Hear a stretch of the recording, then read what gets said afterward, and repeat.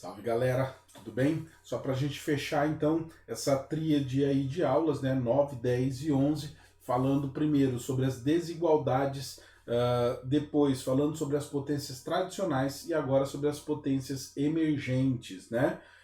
Próxima aula é sobre as instituições supranacionais, né? Essa aí a gente faz ao vivo, tá bom? Então a gente vai comentar sobre os países emergentes, né? Esses países, né? Tudo começou com o termo BRICS, né? Usado, esqueci de fechar o parênteses ali na China, né? Ó. Então esse termo que foi utilizado, né? Principalmente pelos ingleses, querendo dizer o seguinte: BRIC se parece com BRICS, né? Ou seja, os tijolos, né? E daí o jornalista que cunhou esse termo falou que esses países seriam os tijolos fundamentais para a construção do futuro da economia do nosso planeta. Chega a ser bonito, né? Por isso que pegou, né?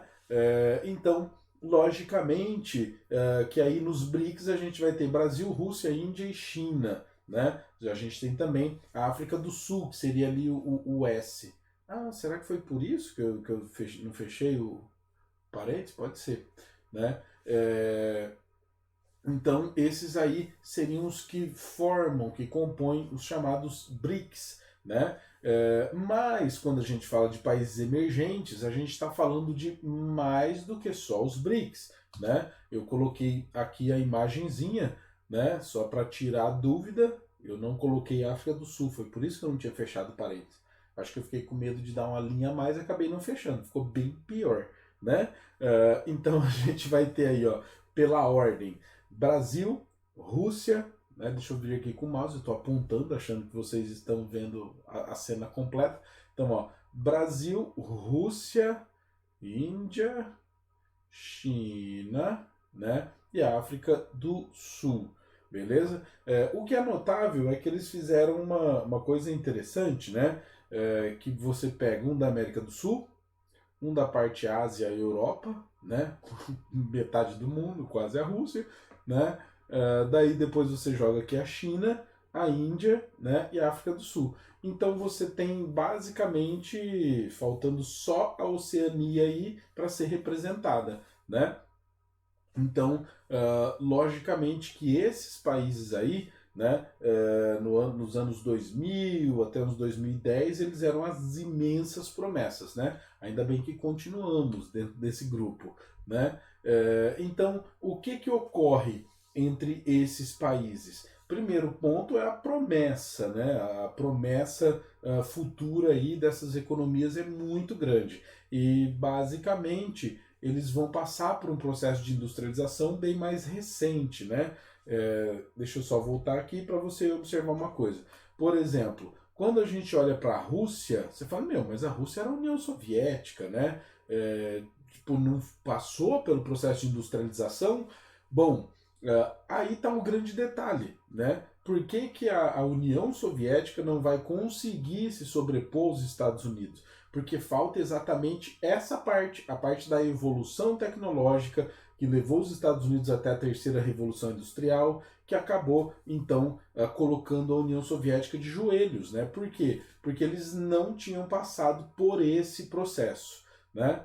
A China, bom, a China sempre vai ter uma presença marcante na história, até nas guerras e tudo mais, só que a gente sabe muito bem que o mesmo processo que dissolveu a União Soviética atingiu a China de modo muito forte.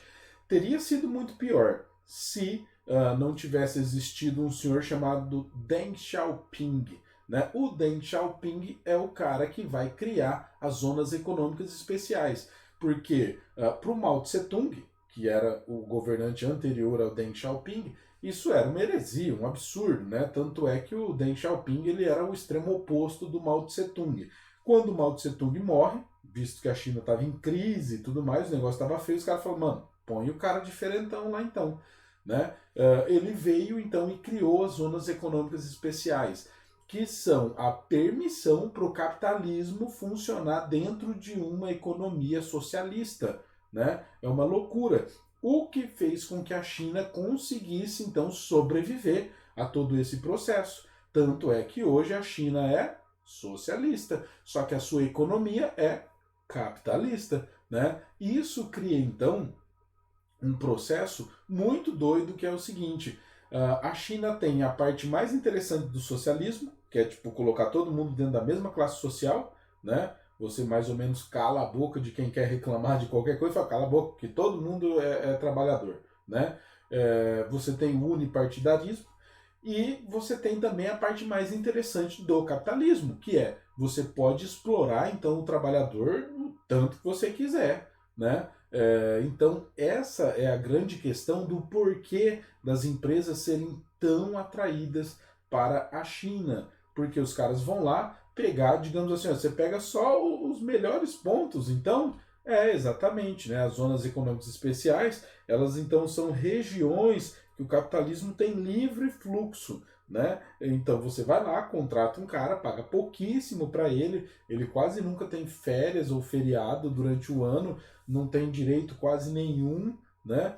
O direito dele é trabalhar constantemente, né? Só que isso então acaba alavancando a China até um próximo nível, porque esse processo, né, de deixar as empresas capitalistas entrarem também foi acompanhado com a ideia de você dividir um pouquinho ali, né, a tecnologia. E a China vai se aproveitar disso. Tanto é que você pode ver. Fala, meu, a China copia tudo. Tem iPhone idêntico, né, na China. Por que os caras não sofrem processo e tudo mais? Aí que tá, né? Existe o tratado de colaboração de tecnologia. Por isso que a Apple não vai lá e desce o processo nos caras. Porque se a Apple fosse fabricar seus celulares nos Estados Unidos, você pode ter certeza que eles custariam $7.000 lá, né? Então eles se aproveitam de tudo isso e acabam então reduzindo muito os seus custos. Mas devido a essa necessidade aí, então, de você mostrar um pouquinho da sua tecnologia para as empresas chinesas, tem muitos norte-americanos que estão, ó, vazando de lá, né? Então, outra característica dessas economias emergentes aí, elas vão possuir uma industrialização recente, no caso da China, feita por isso, né? Por esse processo aí, então, de entrada das transnacionais lá. No caso do Brasil, a gente tem a substituição de importações. No caso da África, uma coisa próxima, parecida com isso. Todo país que passa por substituição de importação, esse processo ocorre porque o mercado consumidor é muito grande. Né? Então é muito interessante que as indústrias entrem lá para explorar esse mercado consumidor. Né? Aí explorar no melhor sentido possível. Esses países também vão se caracterizar por possuírem alguns setores de extrema competitividade. Para a China, nem precisa mencionar que é o setor industrial. Né? A produção industrial na China vai ser a mais barata do mundo, então todo mundo quer ter sua indústriazinha lá na China, ou no mínimo contratar uma indústria que monte seus produtos na China. Né? O Brasil, por exemplo, o Brasil no setor automotivo, o Brasil é muito competitivo, né? Mas você pode notar que a característica, infelizmente, a característica mais forte do Brasil não é boa para o Brasil, é que a nossa economia é tomada pelas transnacionais. Então, quando você fala que o Brasil é muito competitivo no ramo de produção de automóveis e tudo mais, domina a América Latina, bom, na verdade você bate palma para a Itália, bate palma para a Alemanha, para os Estados Unidos, né? Porque as nossas montadoras de automóveis não são nossas, né? Essa é uma característica muito forte do Brasil, né? Para a Índia, na produção de softwares para computadores, quase tudo que você usa no seu celular, dos seus aplicativos, são produtos criados, montados, programas feitos por indianos. Né?